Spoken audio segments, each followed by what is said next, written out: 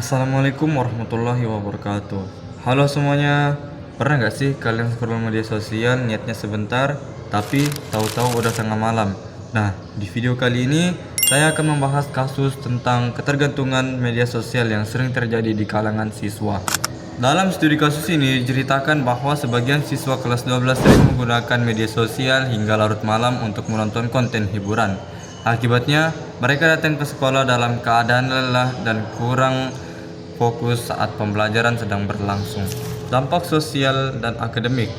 Dampak sosialnya, siswa jadi kurang berinteraksi secara langsung dengan teman atau lingkungan sekitar. Mereka lebih sibuk dengan HP daripada bersosialisasi. Sedangkan dampak akademiknya, siswa menjadi mudah mengantuk di kelas, sulit konsentrasi, prestasi belajar menurun, dan kurang maksimal dalam menerima pelajaran. Kenapa media sosial bisa bikin kita ketergantungan? Media sosial bisa menyebabkan ketergantungan karena kontennya dibuat menarik dan terus berulang, seperti video pendek yang bikin kita ingin scroll terus. Selain itu, adanya notifikasi dan rasa takut ketinggalan tren juga membuat siswa sulit berhenti menggunakan media sosial. Solusi agar siswa tetap produktif. Solusi yang bisa dilakukan siswa dalam mengatur waktu penggunaan media sosial, misalnya tidak menggunakan HP sebelum tidur. Selain itu, siswa juga bisa membuat jadwal belajar, memperbanyak aktivitas pasif, dan memanfaatkan media sosial untuk hal yang bermanfaat seperti belajar atau mencari informasi dengan cepat. Lingkungan sekolah. Lingkungan sekolah memiliki peran penting seperti memberikan edukasi tentang penggunaan media sosial yang bijak, membuat aturan penggunaan HP di sekolah, serta memberi bimbingan kepada siswa agar lebih disiplin dan bertanggung jawab. Dengan menggunakan media sosial yang bijak, siswa tetap bisa menikmati teknologi tanpa mengganggu prestasi dan kesehatan. Sekian penjelasan dari saya. Mohon maaf bila ada salah kata. Terima kasih. Wassalamualaikum.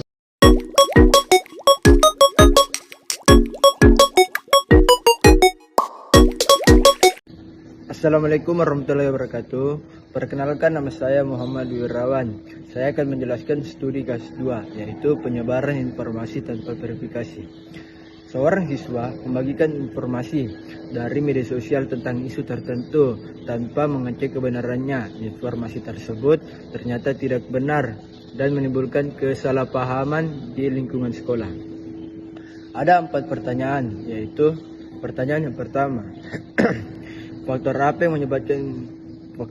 yang menyebabkan siswa mudah membagikan informasi tanpa verifikasi? Yaitu siswa mudah membagikan informasi tanpa verifikasi yaitu ada 2 faktor.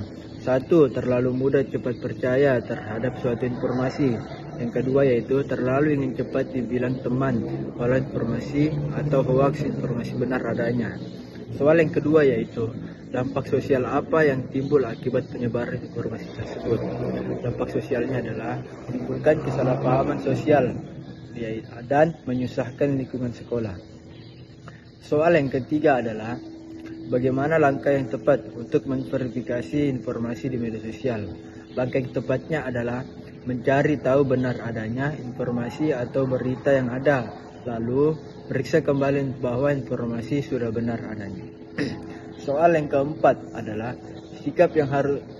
sikap apa yang seharusnya dimiliki pengguna media sosial yang bertanggung jawab, yaitu sikap yang harus dimiliki adalah berpikir bijak, berpikir kritis, dan pintar dalam mempertimbangkan dampaknya. Sekian dari saya, mohon maaf jika ada kesalahan. Wassalamualaikum warahmatullahi wabarakatuh. Assalamualaikum warahmatullahi wabarakatuh. Perkenalkan, nama saya Aldi. Saya akan menjelaskan kasus 3. Komentar negatif di media sosial.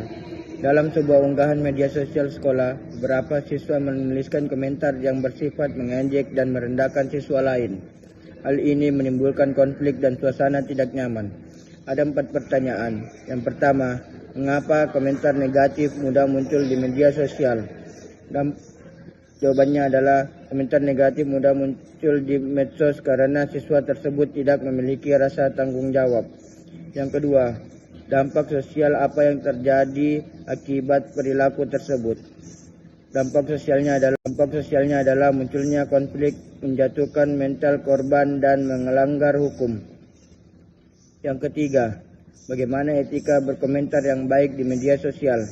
Etika yang baik ketika berkomentar adalah berpikir sebelum bertindak dan menghargai orang lain. Yang keempat, apa peran admin akun media sosial sekolah dalam mencegah kejadian serupa?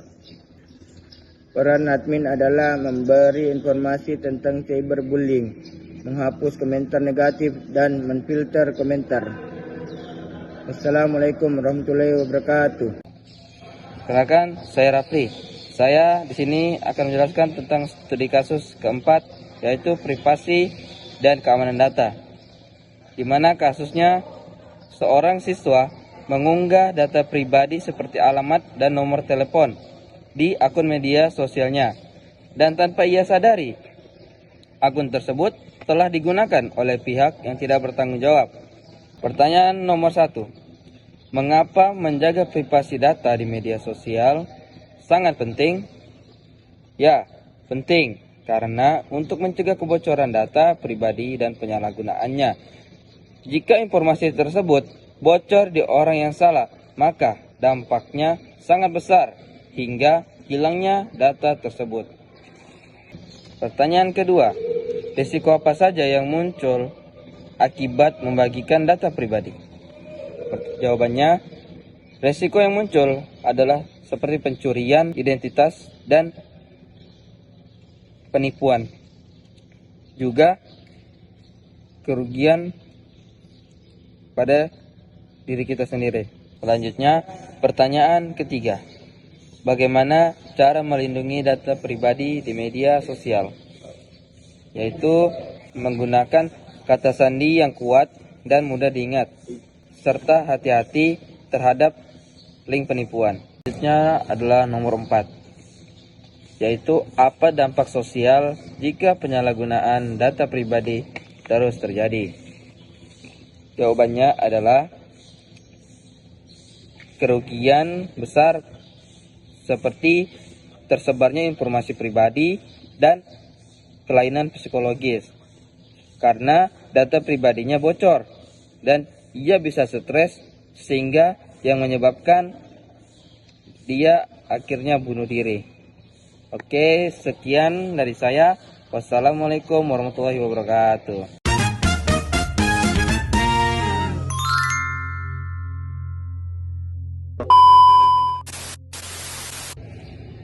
Assalamualaikum warahmatullahi wabarakatuh. Perkenalkan, nama saya Ahmad Munawir. Saya akan menjelaskan tentang studi kasus 5, yaitu media sosial sebagai sarana interaksi sosial. Sebuah kelas menggunakan grup media sosial untuk berkomunikasi dan berbagai informasi pembelajaran. Namun beberapa anggota sering mengirim pesan di luar koneksi hingga mengganggu anggota lain. Pertanyaannya yaitu 1. Apa manfaat penggunaan media sosial sebagai sarana komunikasi kelas? Yaitu manfaat penggunaan media sosial di kelas adalah memudahkan komunikasi antar siswa dan guru saat belajar via daring sebagai media untuk berbagai konten pembelajaran. Pertanyaan kedua, masalah sosial apa yang muncul dalam kasus tersebut? Pertanyaan kedua yaitu masalah sosial yang muncul dalam kasus tersebut adalah kurangnya etika dan sikap yang saling menghargai potensi konflik antara anggota kelas. Pertanyaan yang ketiga yaitu aturan apa yang perlu disepakati agar grup media sosial tetap efektif? Yaitu aturan yang harus disepakati adalah menjaga ketikan dan tidak mengirim pesan yang tidak penting. Pertanyaan yang keempat yaitu bagaimana cara menumbuhkan sikap saling menghargai dalam komunikasi digital? Yaitu cara menumbuhkan sikap menghargai adalah menggunakan bahasa yang sopan dan santun, menghargai privasi orang lain, dan yang terakhir berpikir sebelum memposting atau mengirim pesan. Sekian dari saya, bila ada salah kata mohon maaf. Wassalamualaikum warahmatullahi wabarakatuh. Sahabatnya sudah acuh tadi.